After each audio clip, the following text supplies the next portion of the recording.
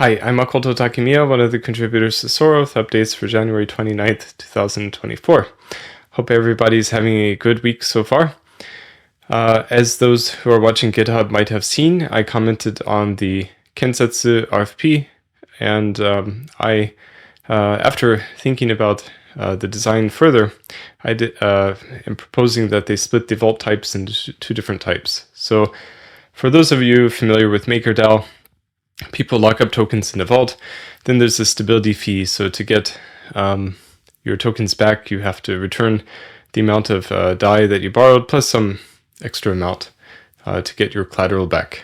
And in the Kensetsu system, we want to have two different types of vaults because we have extra programming capabilities that are thanks to the blockchain platform that we use, Polkadot SDK.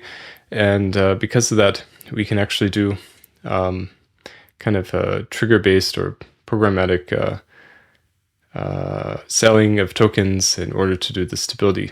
So it can be all automated. So what we want to do is have two different types of vaults, a type 1 and a type 2. In the type 1 vault, people lock up collateral in the vault. They mint some Kensetsu stablecoin like KUSD or whatever it end up being called. And then over time, their collateral gets taxed. So the stability fee is like a tax of the actual collateral.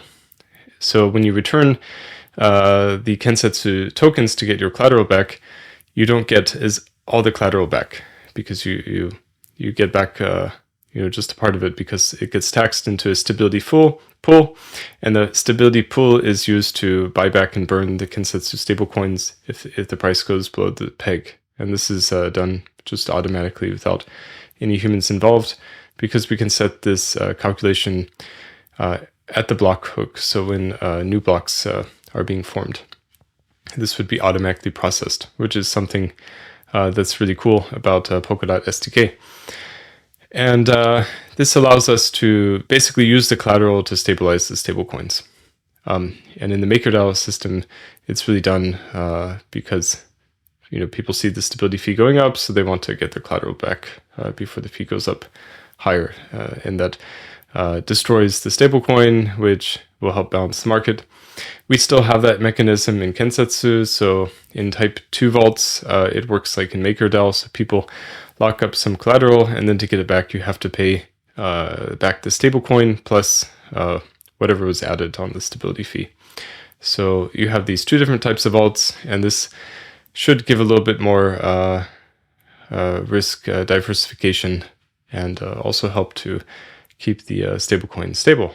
So that's something that's being worked on. Currently, type 2 vaults are implemented already, and that will be testable on the testnet soon. And probably the first iteration of Kensetsu will have the type 2 vaults because that's already been built.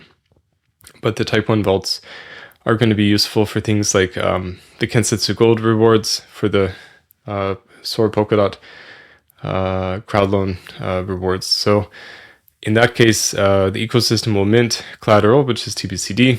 That will be locked up in a type 1 vault, and then it'll be taxed over time to keep Kensetsu Gold stable. Because obviously it's a system-owned account, so no one can redeem the collateral. So the type 2 vault doesn't make any sense in that context, but it makes sense in the type 1 vault style. So hopefully everybody followed this discussion because it is quite, I think, interesting and shows you the potential of using more modern blockchain frameworks like Polkadot SDK as opposed to absolute rubbish like Ethereum.